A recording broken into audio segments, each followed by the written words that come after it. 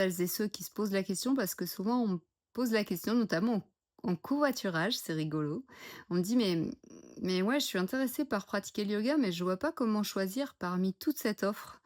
Parce qu'en fait, c'est vrai que depuis le covid, il y a beaucoup de personnes qui se sont découverts, une vocation, disons, de transmettre, le yoga et depuis, il y a quand même de tout.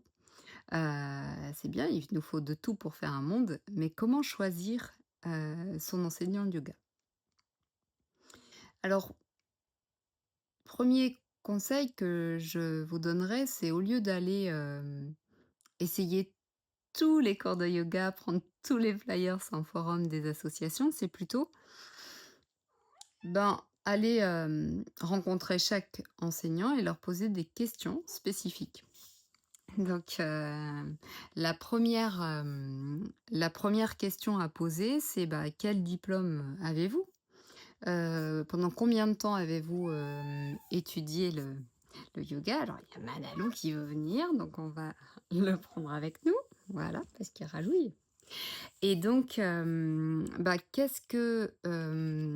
diplôme avez-vous fait? Est-ce que ce diplôme, il fait partie d'une fédération? Est-ce que, heu, de combien d'heures est ce diplôme? On peut faire très bien une formation de 4 semaines en Inde, ou une formation de 500 heures. Moi, personnellement, j'ai fait une formation de plus de 750 heures en 4 ans. Donc c'est sûr que pendant 4 ans, on a le temps de cheminer, en fait, sur soi-même, de cheminer, sur l'enseignement.